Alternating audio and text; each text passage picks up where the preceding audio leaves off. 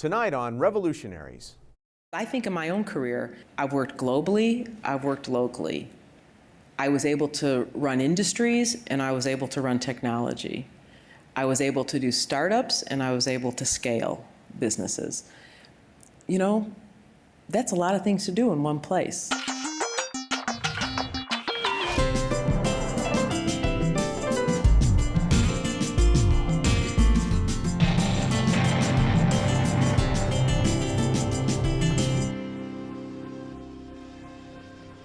One technology company has survived and grown through a century of dramatic change.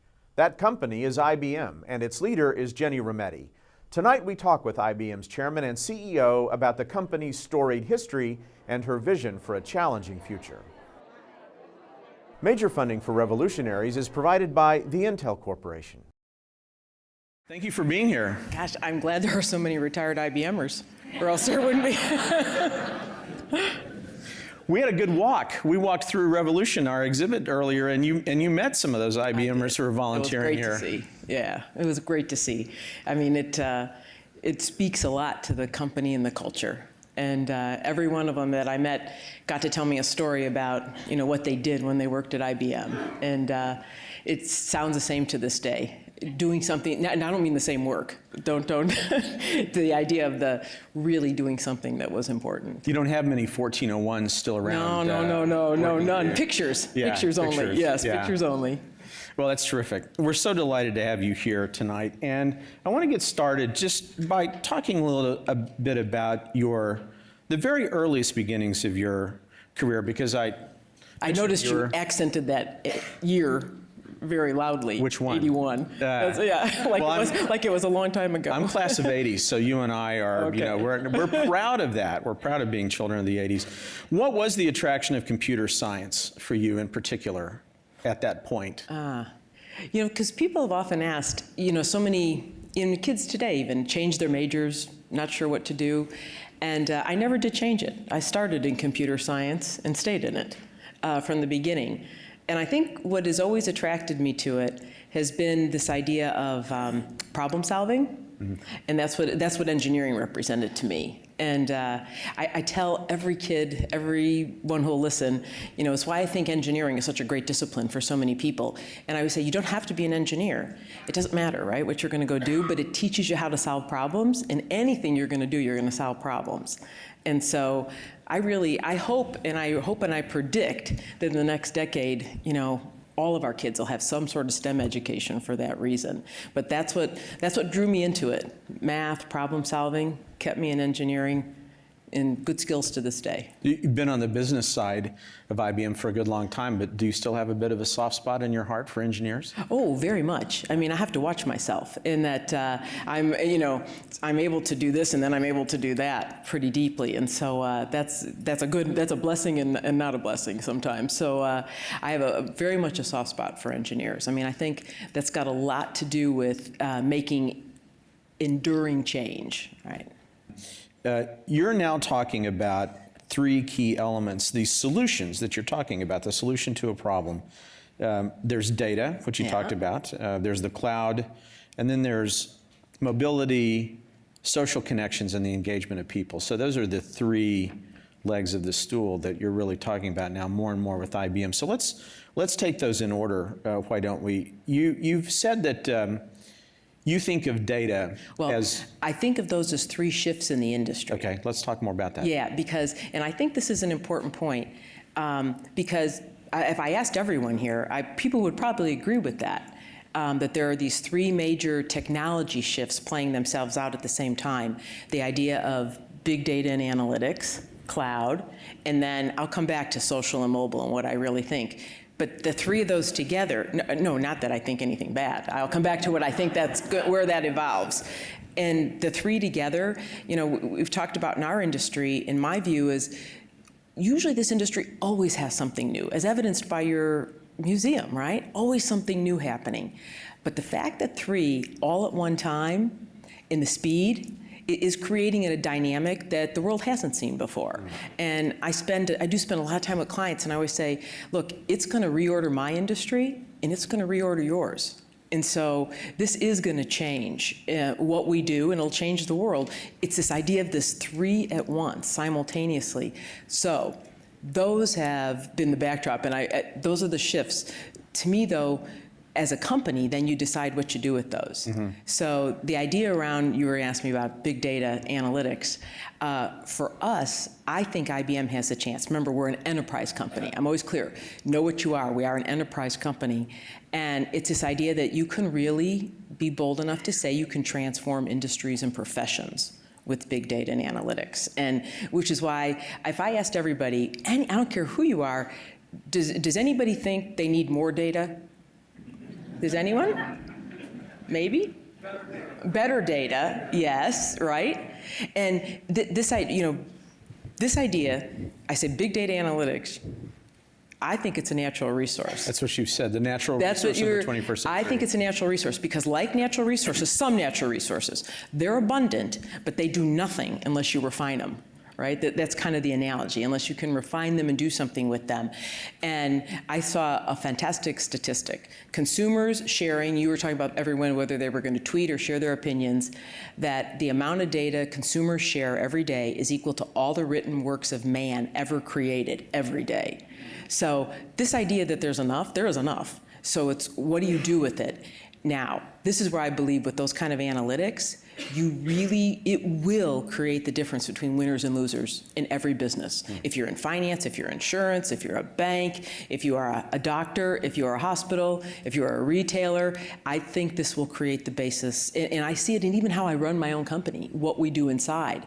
And so that is what I think, all that big data analytics, it will be the basis of competitive advantage. So nothing, though, until you refine it and what's out there. Well, one of the things that you're working on so hard is helping good decisions be made when they're backed by that kind of analytics that you're talking about. Say more about decision-making analytics and the way that you're looking at this. Yeah, this to me, this is the really important part of it, and what I think is different. That the amount of information, okay, huge amounts, everybody would say that out there, huge amounts of information, structured, unstructured, meaning videos, blogs, tweets, whatever, anything you've ever had. But it's the range of predictive analytics that can change the world about what you do. And I was telling John, I just finished kind of an around the world sort of trip, and here's another example. So I was in Beijing, and they just finished APEC, the APEC conference, obviously over there. And we played our little role here in that we've had a project going on called Green Horizons, which is the ability taking huge amounts of not just weather data, statistical data, geographic data, to make a long story short, able to predict weather 4 days in advance with an accuracy of a square meter, but 4 days in advance. And if you could do that, of which the team has really done a fantastic job, you could predict what you have to change in traffic and shutting down factories and what to do to reduce the air pollution, as an example, right? And it's really a big issue, those of you that have been there. This is a big issue. And so that, to me, starts to change the world when you're able to do these kinds of things, right? Or on the other complete commercial side, I was thinking, and I'm out on this side of the country, I was thinking about some big retailers who have said, gee, how do I compete with big e-commerce companies out there? And some of them, I think, very interestingly, with big data analytics, they said, you know what, I have 1,500 stores. I can turn these stores into individual warehouses because I have all the analytics to predict what to ship from where at exactly the right time and deliver it within an hour, and take something that you might have thought wasn't a competitive advantage and make it a competitive advantage. So this is what I mean by it'll change the basis. And I think those are just examples, real-time prediction that is beyond, way beyond, because everybody would say they use data already. That is not a new point, right? But way beyond. And this is what led us to all the investment in commercializing of Watson. Now, you've made Watson into this prediction engine. That's one aspect of it. And you announced Watson to the world in the boldest and most audacious way, which was to have it play Jeopardy and win, which it did. Yeah. Wasn't too sure at the time. Yeah, well, yeah, exactly. And Yeah. we were fortunate enough to have Watson, or a version of Watson here for a year. I have to tell you a funny story, if I may, really funny about this. Watson played Jeopardy on TV 2011, and so my husband was not with me. He's my husband, but he was at a different place. And I always get confused on how to say that. I was there, he wasn't at the meeting with me, or at the air broadcast. And so it was filmed, and there was over 2 nights, right? And so when it was filmed, though, we were there. Those of us that were there, you signed an agreement that you wouldn't tell anyone what happened in between. So first night, and when it airs, he lo and behold, I call him on the way home, and Watson was not quite winning yet at that time. I call him, he says, "I have bet all my friends that thing is going to win." And I'm like, "Well, I didn't tell you to do that." And so he's like, "Does it win?" I said, "You'll have to watch tomorrow." So you're right, it was a very bold point, right, to do it on television, yeah. And you've evolved it considerably since 2011, which in computing terms is like a light year. Yeah. Talk a little bit about how Watson is working on these predictive capabilities that you're talking about now. So this is, so that same night, I will tell you, I always remember in the serious side, driving home that night after having watched that film, and I said to my husband, I called him and I said, "You know what? This is going to change the world." And I am absolutely 100% unequivocally convinced that this is going to change, at a minimum, healthcare and many other things. And with that work, and because what Watson, in a word, we got to see again all your eras of computing down here, right? And I'll simplify it way beyond simplification to say that the first sets of computers is when you walked in the room and showed me downstairs abacuses, counted, whole generations of machines that program. To this day, you have to program, tell it what to do. And Watson learns. And in fact, the shortcut of thinking what Watson does is, think if you're asked a question and you could form infinite sort of hypotheses on what is the answer, and then you test them against all the data in the world and statistically look at all the answers to find out then with probability what might be an answer, and then you'd have all the evidence why you believed it. That's, in some essence, shortcut of what Watson is doing, but very, very fast. And so what we chose to do then, and I tell you, it's gone like gangbusters since, I actually launched a division on Watson this year. And at IBM, we would only launch a major division for really big things. The last time we launched divisions were when we started a services business, right, which is now over $60 billion. So we launched a Watson division, and it's gone down a couple paths. One is big transformation work in healthcare, maybe we'll get a chance to talk about. And I actually brought Watson with to show you some of what he's doing in healthcare. Then things that I would call more repeatable, Watson as an advisor and Watson as a discovery engine. In fact, I think the discovery engine may end up being, if I can say, a killer app idea, because it can discover relationships between people and things that you don't know. And the other one, all around an advisor, an assistant. So whether it's for wealth management, for your personal banker, your call center, whatever it is, the ability to help and assist. But the third choice we made, in addition, was to open up an ecosystem.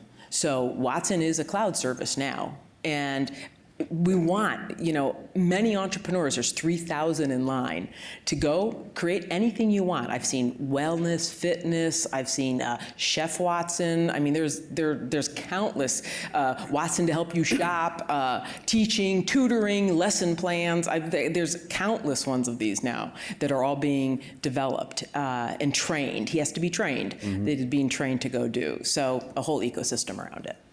And you've done something really generous tonight, which is you've brought a piece of Watson with you, and you're donating it to the museum. Talk a little bit about that. Yeah, we did. So this is So what this is this is the original Watson. So the original Watson, think of a room with 12 huge refrigerators in it, okay, if that size kind of thing. That would have been the original Watson back in 2011. Today, he's a cloud service. But if you were to have compared what was that Watson back then, even to today, it'd be like the size of a little mini fridge in your, somebody's dorm room. And what we are donating is one of his 90 brains, the Power 750 engine. That's what you see right there. There were 90 of those that powered the original Watson of Jeopardy of 2011. So we are going to donate one of them to you all. I think it's appropriate.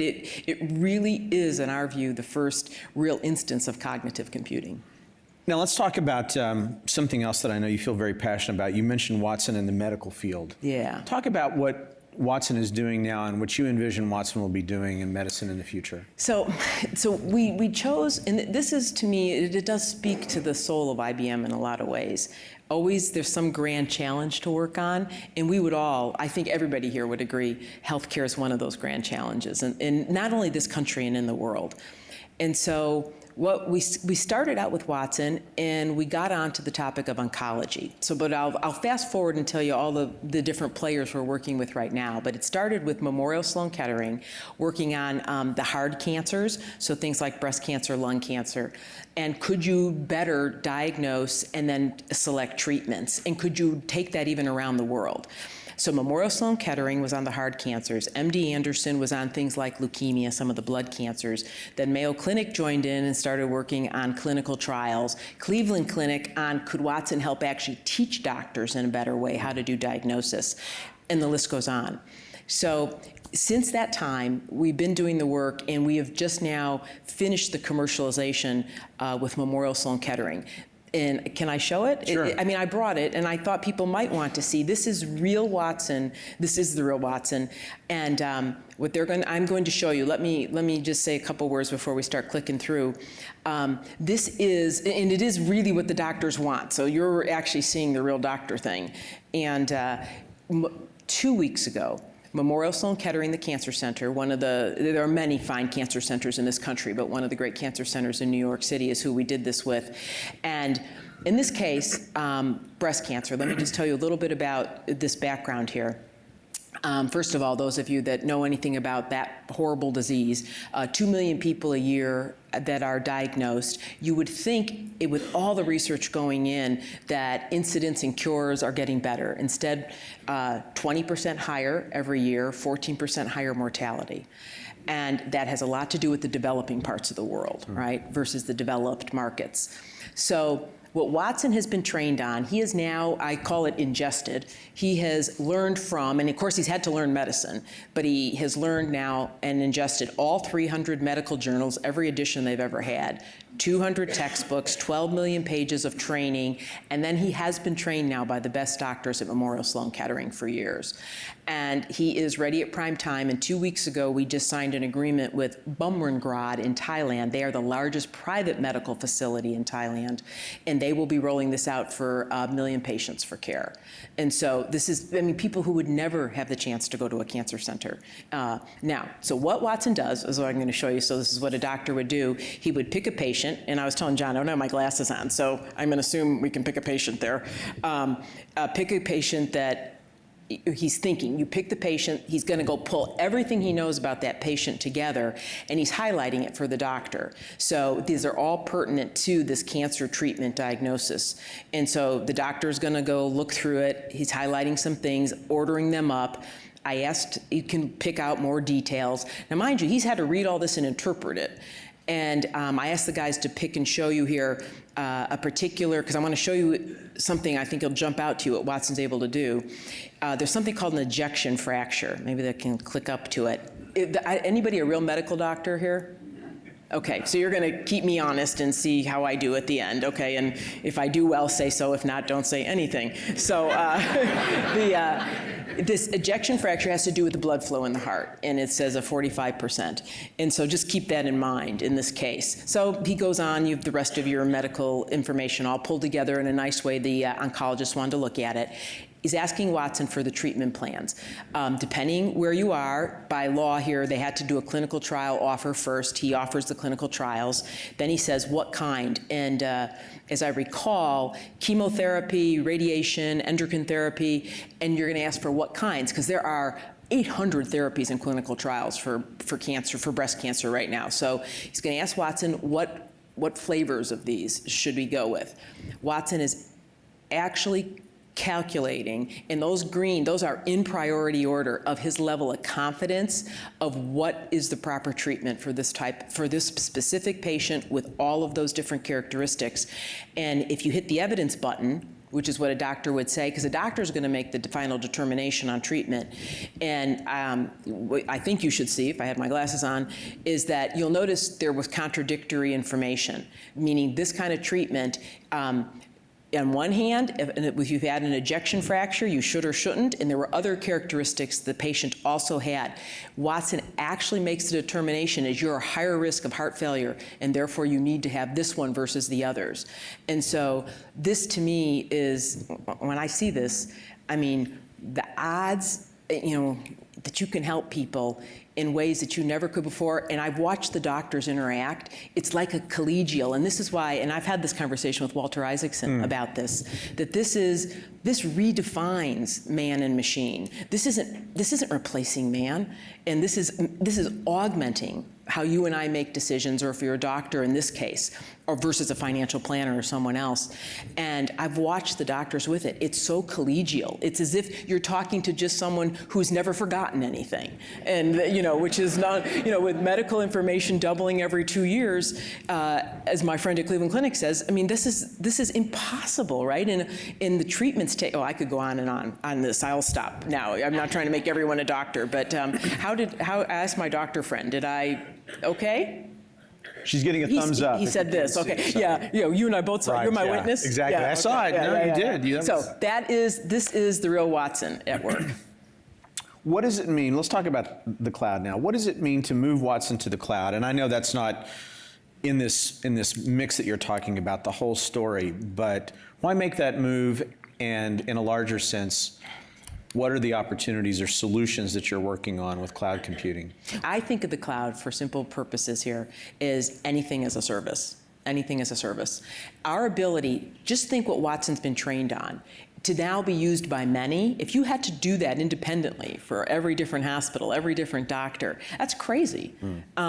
So it's got a central corpus that's actually trained that then you can add your own information to have some competitive differentiation and the like. So it's a perfect cloud service, right, that you can call on. And that's how this whole ecosystem of entrepreneurs, many of which are out here, building businesses on top of it. But I think this idea, again, back to cloud, when I think of cloud and when I talk to my clients, there's estimates that 90% of new software today, brand new, net new, not enhancements to something someone has, is done in a cloud. But that 70% of it will be hybrid. And John, I think this is, to me, a big future of where this world goes with where does cloud go? Is everything born on a cloud, or what happens to companies that already have existing information? And this word called hybrid is what's going to evolve in cloud. People will pursue cloud for a simple business reason, in its agility. If you're faster, you'll pursue cloud, I think. And so it will allow, for some very, very clear reasons, speed, and that's a big deal. Now, I think you're going to watch the world of cloud evolve like we saw the world evolve in the early beginnings of the internet, which, if you can, you and I were similar in ages, so we were talking about this. You go back in time, sort of back in time then, and there were you might remember browser wars, oh, sure, right? And they thought, oh, this is it. That's going to own everything. And people are, browsing. And a lot of people said, we said, that's not going to be where this ends. People are going to do real work. And they're going to go connect these things. They're not going to just look at them. They're going to go connect them to their supply chains, manufacturing systems, pricing systems. And that led to a whole industry around something called middleware. I think we see the same thing happening with clients in cloud right now. They'll do some new things here, and then they want to connect it to the assets they have already.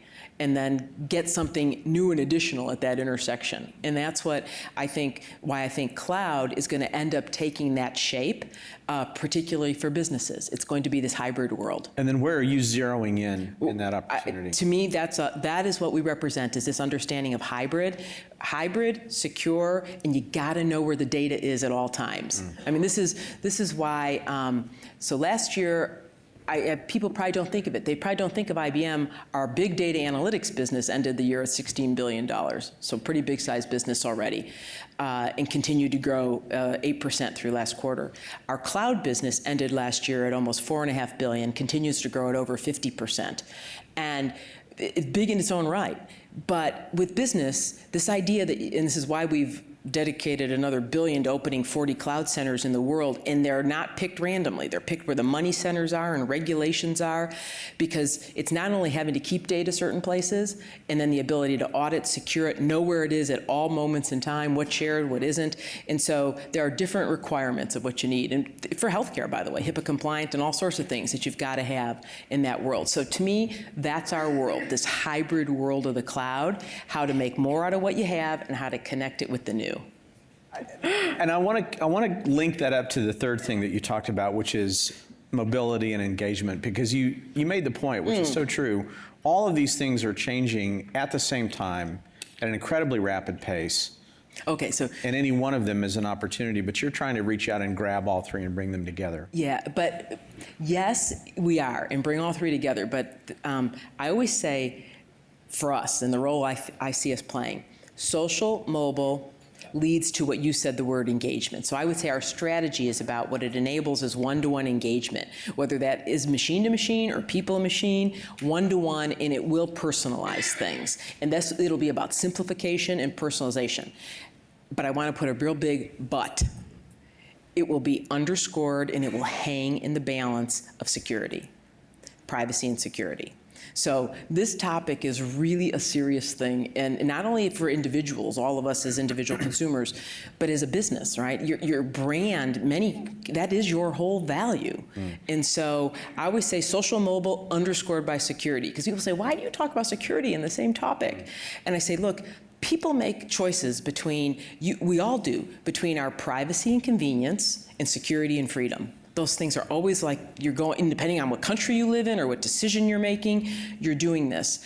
And so we're going to take steps forward and backward, as we have seen on this topic. But the social and mobile, they have the wonderful opportunity. I use them internally, inside in an enterprise context. I think they'll be the production engines of the future. This has got a lot to do with the partnership we have with Apple. They'll be a production engine of the future, but it will be underscored in a secure private world. I want to talk about Apple and Twitter in just a second, but let's stay on this topic of balancing of security and other things that you're talking about. It's one of the hottest topics in all conversations now, at the policy level, at the business level, at the individual privacy level. How, when you're a company, when you're running a company that can have such influence in this area, how do you talk to people about where this balance gets struck and how it gets struck? You know, it's everywhere you go. And I think you made a comment there about policy. So I think all of us can have influence on the policy decisions around this, because frankly, over-regulating this, it is not good for many dimensions. The heart of regulation needs to be on letting people opt in with what they want to do with this information, right? And so as to a company, I would say, you know, it's such a competitive advantage if you're clear with your customers about what the information, what you get and receive. Right? If I give you this information, I get something in return, and you're clear about it. Because many people, they will give up for something. You do it all the time on your mobile phone. You'll give up your location because then you'll get directions somewhere. I mean, so you make these choices almost subconsciously now. And so I think from a policy position, I would err on the side of little regulation, both for letting the consumer decide, opt in and out, but also on the security side, the tighter we regulate actually the more at risk we are. Because all regulation does is, well, everybody's going to be busy complying with regulation. The bad guy's going to go, hey, that's great. You focus over there, and I'm going to go over here. So I think this idea about regulation's one, and then I think there's many things that companies can do. I mean, kind of, sort of some golden rules that you can do to be better protected, and it's changing. And perhaps the biggest thing you probably won't be surprised I would say this, but the biggest thing I would say on security is you have to think of a different metaphor for security. In not so distant past, current, I think most people think about when it comes to computing and technology, they think of security as if you had a castle and you have a moat around it. That's how or your house alarm, and you have an alarm on your doors and your windows. Many companies have like a different alarm company doing every door and window, which is even worse, but that's kind of the current sort of thinking. I really believe, and we believe, and have invested in this, we've got a whole security division on it, that it is a big data analytics problem. That it's more like your body in an immune system, that you have to accept the fact that there are germs inside. And that, because we all have germs inside, right? And if you think of it, a cyber attack typically goes unrecognized for 8 months in a company. Or 500 million personal records were compromised just last year. So if you think that way, like your immune system works, when you have something bad in your body, when it gets bad enough, right, your immune system goes to it, cuts it off, stops it from getting worse. And that's where I think the future of security is. It's a big data analytics problem that you are going to look for little footprints in the sand way ahead of time to look for things that are abnormal. And that's what I think the real state of the art's going to be. Before we leave this area and we talk a little more about these transformational relationships with Apple and Twitter and others, let's talk about what you're doing in computing that emulates the brain, begins to mimic the brain, is really approaching that sort of brain science level of computer science. Talk about that and what the ultimate destination is so this is, I was mentioning yesterday when I'd done my one of my reviews with IBM Research, because it's out here in our lab out here, that they've worked on this for a good decade, and the synapse. In fact, there is a whole language with it, and it's the idea of neurons, how they would, synapses in your brain and how your brain works in the multiple states, and, our brains and what they're able to do with such little power, like tens of little watts of power versus megawatts of what happens. And that's the real issue, is the power. And, but they have developed something that pretty well mimics that. And what it would allow you to do, I think a simple example maybe, the state of this is that today, if you have an image, you can do image recognition and maybe you'll see faces now. But what if instead what you're able to recognize real time is, this is a car, it's moving. In fact, I can see all the cars, and all of them are moving, and I recognize who they are. It's what your brain's doing on a regular basis. And I think we're going to get to that state not very far away from now. This whole idea of, we call it the synapse, right? That form of computing, which is brain-inspired in the way that it works. So that's a wave that we are just really beginning. So we'll be donating that one day soon. Not soon, not that. Can't wait. Yeah. Why is it? Let's talk about the transformational part. This is sort of the third subject area I want to talk to you about. Why did you choose to use the word transformation when you first? It wasn't the first thing you said when you came into IBM, but it wasn't long after that. You were saying, this is going to be a transformation, and you really started saying that and pushing for it. Why? It goes back to what I said when you asked me about looking at that history, right? This idea that this company exists, it's 103 because it is reinvented. And I say we're doing what we must do to reinvent this company. And I think it's clear because if you go back in time, every generation gets its chance. I go back when Lou Gerstner joined IBM, it was e-business. It didn't start there. He transformed around e-business. During the last decade, Sam Worley worked on globalization and what we changed around that. And now we'll get our chance of transforming what this company does around data, cloud, and engagement, right? These three things together and what it becomes. And it will be a different company one more time, again. Now, there will be many things we do, a good number that we do, I say that will be the same. I mean, I am really proud of the fact, and a lot of those IBMers I met, I mean, IBM runs 90% of the banks in the world, 80% of the airlines, 70% of enterprises' most valuable data comes through us. And I consider us very humble about that, and no apologies for it, and I consider that we're entrusted with something really meaningful to people, and we will continue to do that.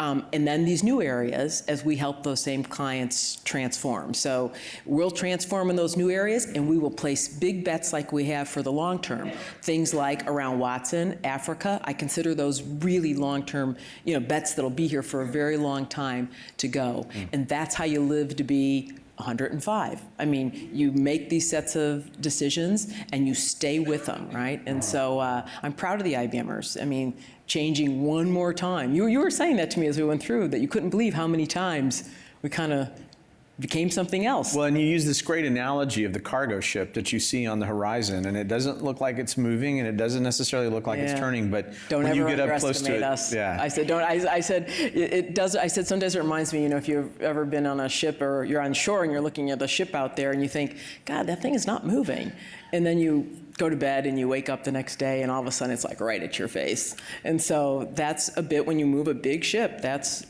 And then you wake up and you look, and it's moved. Yeah. So it's a big company in a lot of countries, and in a lot of work that we do for clients, right?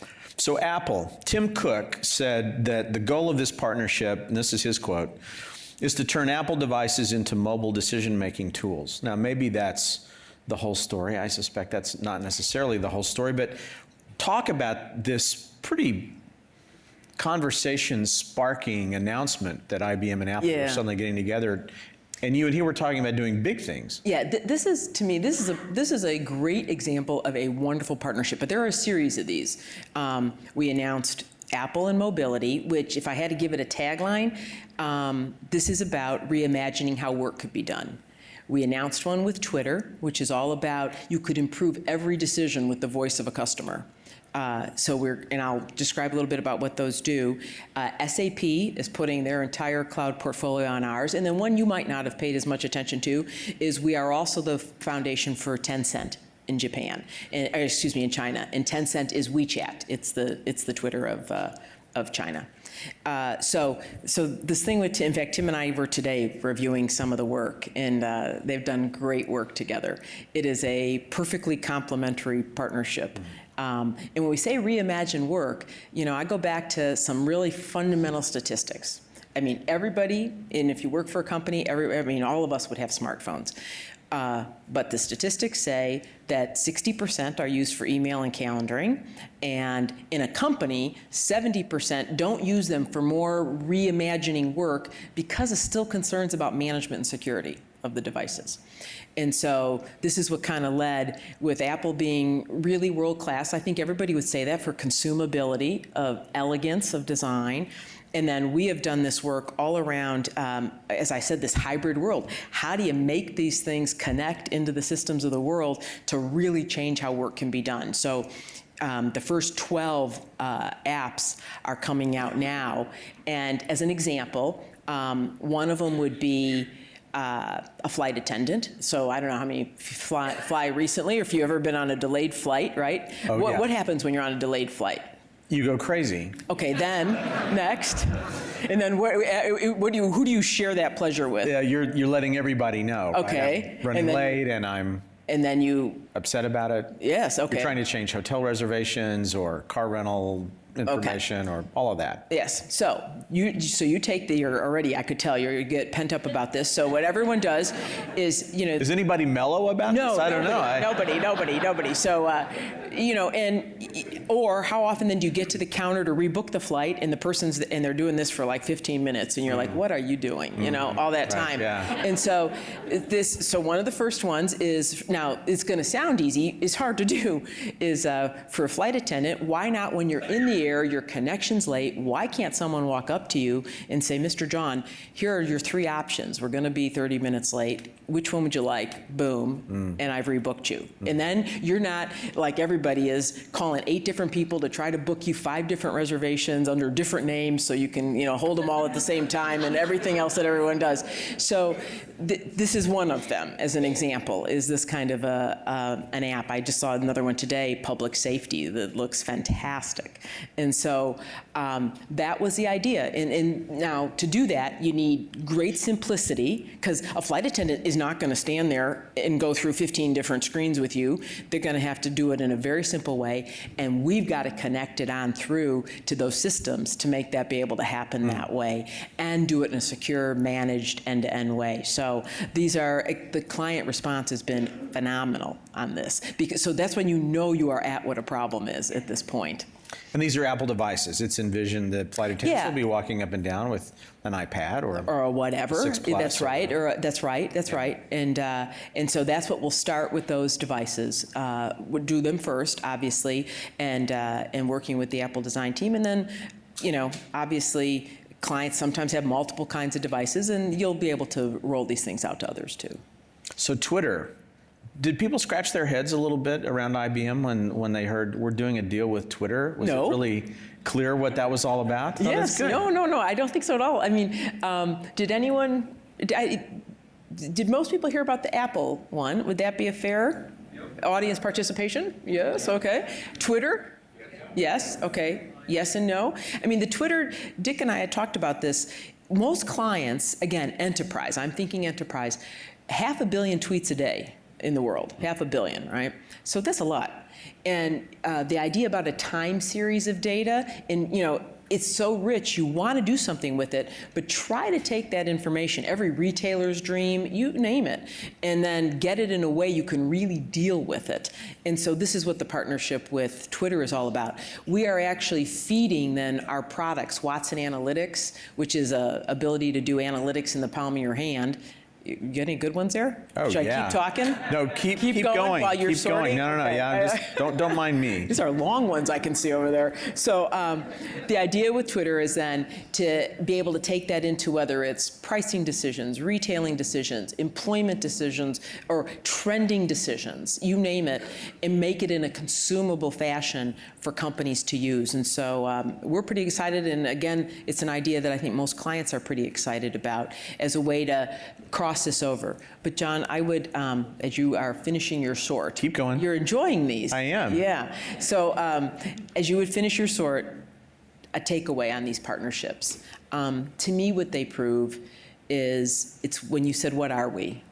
We are an enterprise platform. When you want to deal with the enterprise, we understand the enterprise better than anybody.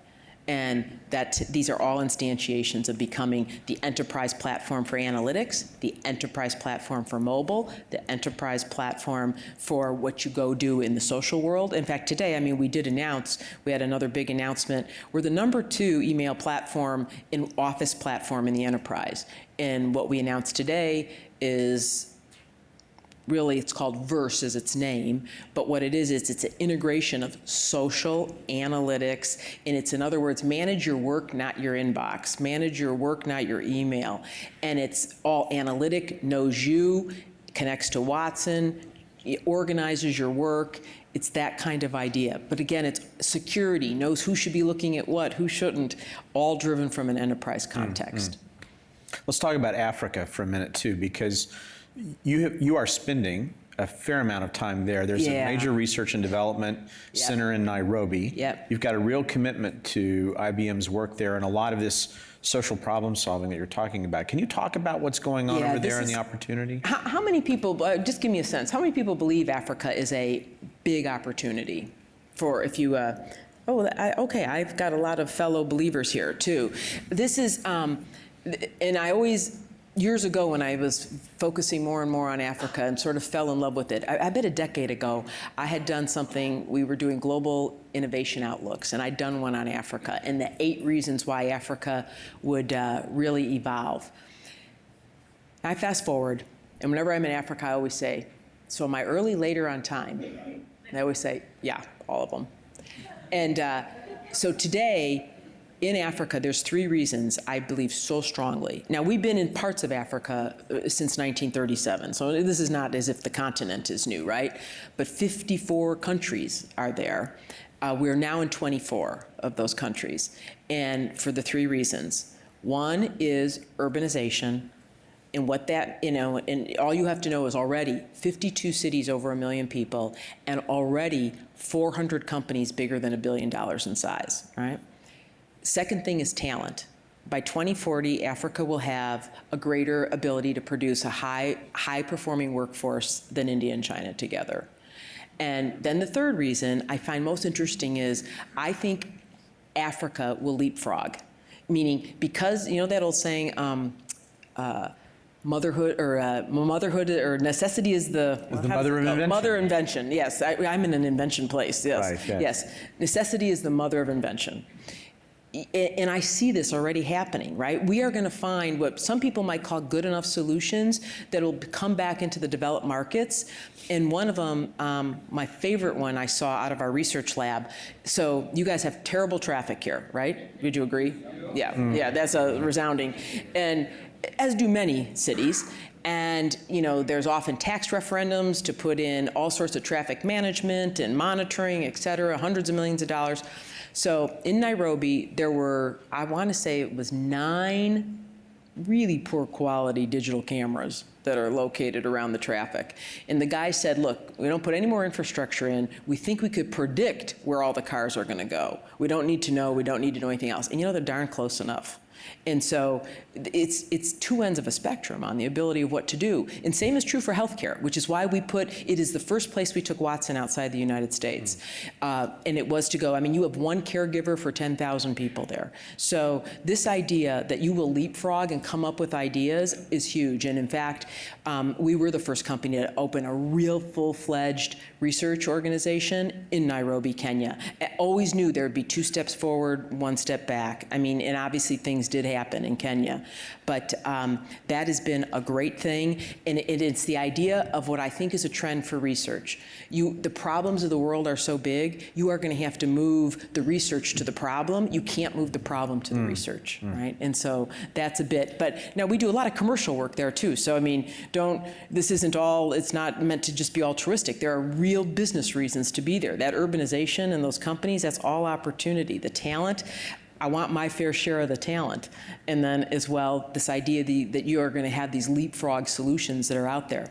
Now, we have, though, on the other hand, just back to the idea with social and all, we've been doing work with analytics on Ebola in Sierra Leone, and the idea being, could we analyze all of the public chatter out there to be able to direct public safety? Which parts of the country and cities did people not have the education on how to protect themselves? And that's what we've been doing. It's a great example of deep analytics against this, and then to take selected amount of public safety and direct it in the right areas. We're getting the audience questions now. You've been at IBM for 30 plus For a years. while. Yeah, exactly. Thanks, and the question here is, why do you look so young? What career advice? Close. That's actually here, yes. How did you manage to stay so youthful? No. What career advice do you give to young professionals who are currently shifting careers every 3 to 5 years, or maybe doing that right now?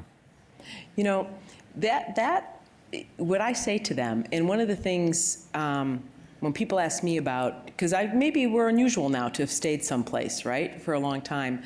And I think a company earns its right for you to stay there, right? And you don't need to make a decision now forever. It's, are you learning and growing? And if you are, stay. And it's a 2-way street. And you make that decision with each time and what project that you work on. But because I think in my own career, when people say, well, geez, but I think, boy, I've worked globally, I've worked locally. I was able to run industries, and I was able to run technology. I was able to do startups, and I was able to scale businesses. That's a lot of things to do in one place. And you have the benefit of a network that you know already to be able to keep doing those things, right? So to me, I feel like I've had tens of careers in one place. And that's why I think most kids come to IBM. It's a chance to have that access and change things that really matter to this world in the long run. And so that's why I tell them to come, and you can have many careers inside of that and many chances that you'll get to do that. Can you find enough qualified engineers to meet the demand now? And if not, what are you going to do? I would just make a statement about sort of playing back on this topic of education being one of the most important topics in our country, and that I think business can do a lot to help on this topic. And there are not enough engineers. There's no doubt that there is not enough engineers. But what we've started, and there will now by the end of next year be 100 of these schools. They're called Pathways to Technology. And we adopted the first ones, but now other companies have. It started with taking a high school, the worst performing high school in Brooklyn, and it's now no longer that, a 6-year school. So think of it as a 6-year program where the kids come out with an associate degree, but they come out trained that we would hire them for entry-level technology positions, right of first refusal on a job. We assign mentors. We do give the schools the curriculum. But these are kids that were at a 50% attendance rate. These kids are 98%. They are now, I mean, it is a wonderful thing. These are the same kids that with direction like this. And so we started, New York's now rolled out one in every county. Connecticut's going. There's 4 more states. It was very nice President Obama put it in State of the Union, and now there are many of both our other companies in the tech industry and otherwise that are adopting these schools. You give them the curriculum, give them the mentors, and this idea that you come out with, and I think we may end up that way, a 6-year, is 4 years really enough in this day and age for the kind of skills kids are going to have to keep progressing this country? You'd say no. I mean, certainly we'd all say university, but at a minimum, right? And there are many vocational schools in this country that dropout rate is even higher. And so this takes and puts that to good use. So that is a topic. There's not enough, but I really believe this is another one that is very solvable with pragmatic actions. Mm-hmm. You said at the recent IBM Think Forum what did I that you said growth and comfort don't coexist. And that's true for companies and nations and even people. Why is that important to you, and why did you choose to say that about where you are and where the company is at this point in time? I feel strongly about this. If you ever, if I ever asked you, when did you learn the most in your life? Just shut your eyes. Don't you fall asleep, but if you're not already sleeping. But if I asked you, when did you learn the most? I would bet you will tell me it's when you were at risk. That you went and did something you didn't know how, or someone just dropped you in and put you in a situation, and that's when you learn the most, right? And I think it is a wonderful lesson I was able to learn early, this idea that growth and comfort will never coexist. And I do believe it's true for countries, and when you watch countries go through, as they come through and develop, I know it is true for companies. And I say it to my own team as we continue to transform. I said, only revisionist history is clear. Only revisionist history, not as you go through. And then for people, it's really something every young person developing, and I say that, and it's amazing how many people that strikes a chord with, right? And I thought about it even today as I was flying over, and I had my little nephew's in college, and I know he's struggling a little bit. And I just sent him a text. I said, "How are you?" I won't say his name just in case. And he says, "Oh, I'm okay."